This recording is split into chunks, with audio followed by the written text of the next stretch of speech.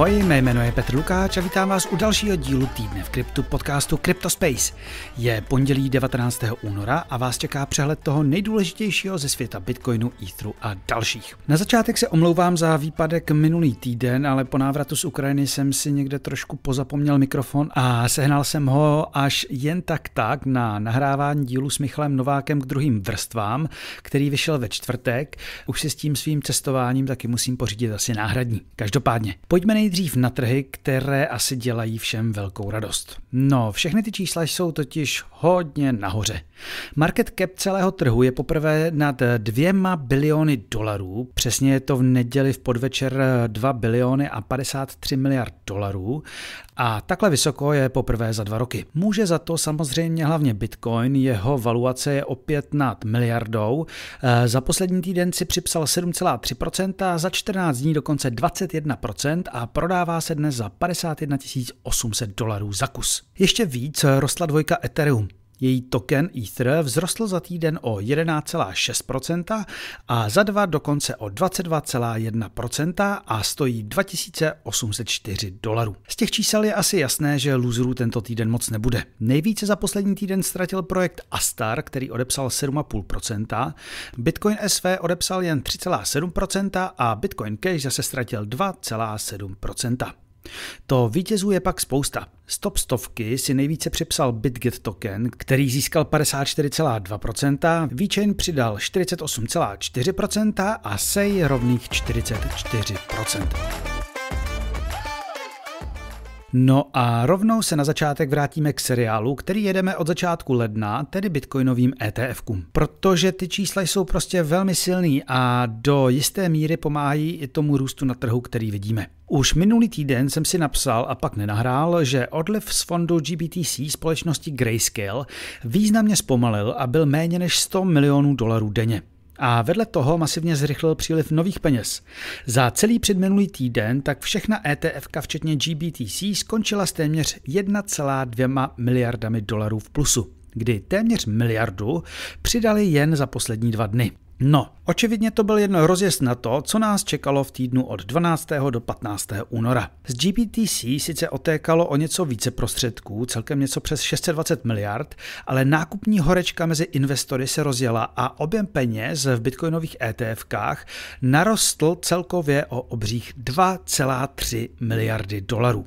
Celkově je to už nárůst o 5 miliard a necelých 103 tisíc bitcoinů skoupených z trhu. To už je prostě cítit. Už tu tak vidíme predikce, jak Bitcoin do dubnového halvingu nejenže překoná all-time high 69 tisíc dolarů z podzimu 21, ale že se může utrhnout ke 200, 500 nebo klidně milionu dolarů. Prosím vás, tady opravdu hodně opatrně. Neříkám, že all-time high nebude, ale jak ukazují jiní analytici a komentátoři, zatím jsme ve fázi, kdy téměř vůbec nenastoupil retail.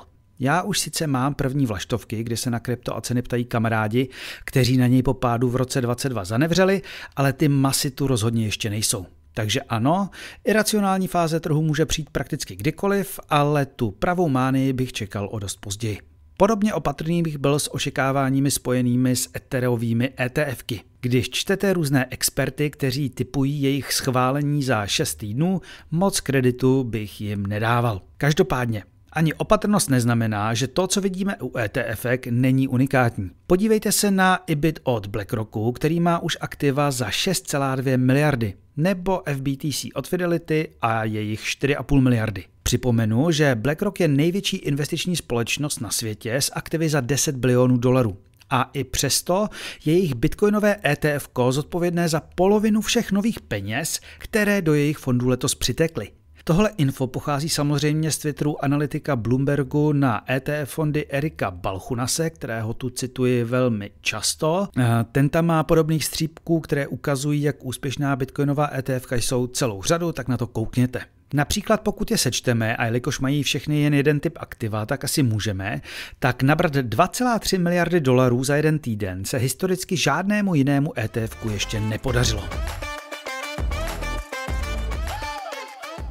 Ono, bitcoinovými ETFky to ale nekončí. Tady si dáme krátkou zprávu, kterou jsem si připravil už minulý týden, to když Fidelity Canada oznámila, že začlení nová ETFka například i do svého Fidelity All-in-One ETF. To je nástroj pro lidi, co se fakt nechtějí zabývat balancováním portfolia a koupí si radši jeden produkt, který už je diverzifikovaný sám o sobě. Podíl se bude lišit podle rizikovosti a samozřejmě nejde o nějaká horentní procenta. Ale konzervativní ETF s tickerem FCNS bude mít 1% bitcoinových ETFek, střední pak 2,5% a takzvaný Aggressive ETF 3,1%. Tohle je vlastně takový sekundární dopad povolení ETFek v Americe. To, že se z Bitcoinu stává čím dál víc normální, i když stále poměrně rizikové aktivum, zjednodušuje jeho začleňování do větších fondů. Abychom ale nebyli jen pozitivní, tak se vrátíme ke zprávě, kterou jsem vám tu říkal pár týdnů nazpět. Soud totiž povolil správcům společnosti Genesis, což je zkrachovalá sesterská firma Grayscaleu, prodat podíly v GBTC v hodnotě 1,6 miliardy dolarů. Mateřská firma Digital Currency Group byla zásadně proti, je to prý předčasné a část věřitelů získá mnohem víc než ostatní. Nedokážu posoudit, pro nás to nicméně znamená, že tlak na prodej bitcoinů z GBTC ještě nějakou chvíli nepřestane.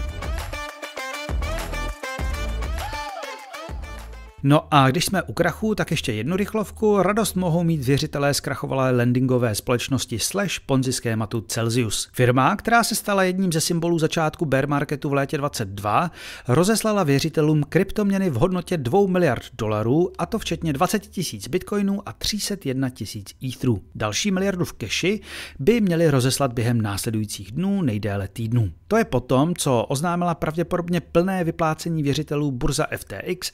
Další dobrá zpráva.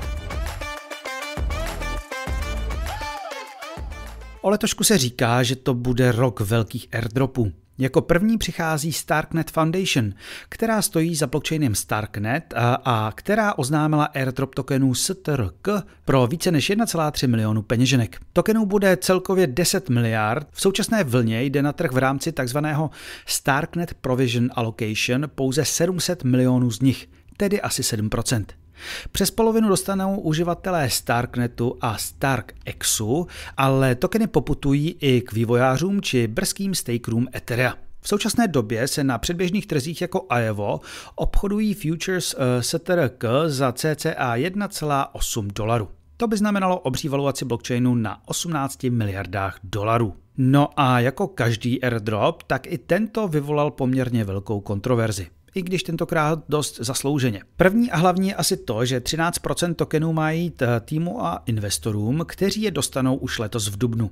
A pokud to vše rovnou vysypou na neúplně zralý trh, tak to asi úplně pozitivní dopad na cenu mít nebude. No a druhý problém byl způsob přidělování tokenů uživatelů. Já na své peněžence třeba splňoval kritéria i co do minimálního množství prostředků, jen jsem je měl ale ne na peněžence, ale poskytoval jsem s nimi likviditu na DEXu. Takže jsem měl smolíka pacholíka. To se netýkalo jenom mě, kdy já jsem to používal velice málo, ale třeba i lidí, kteří tam měli tisíce transakcí a desítky tisíc dolarů. Tým se jim nicméně za pochybení na Twitteru už omluvil a slíbili minimálně co do kritérií pro airdrop rychlou nápravu.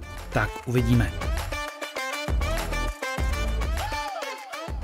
Španělský obr Telefonica spojila síly s poskytovatelem Oracle služeb Chainlinkem a společně chtějí zabránit hackům využívajícím tzv. SIM swap ve světě Web 3.0. Spolupráce zahrnuje speciální aplikaci, za kterou stojí organizace GSMA, sdružující přes 1000 mobilních operátorů, která umožňuje kontrolu, kdy naposled dané telefonní číslo změnilo svoji simku. To je právě častý trik útočníků, jak jsme si nedávno říkali u 100 milionového hacku na FTX. No a Chainlink přidá funkci, která umožní developerům a hlavně decentralizovaným aplikacím a různým protokolům k této aplikaci přístup. Může se to zdát jako drobnost, ale přidá to další bezpečnostní vrstvu minimálně pro ty, kterým nevadí autentifikace pomocí telefonního čísla.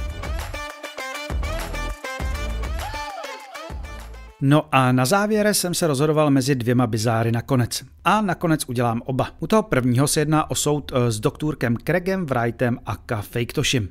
3 týdny nazpět jsme si tu říkali, jak se mu nepodařilo zničit duo bitcoinerů, které ho označilo za podvodníka.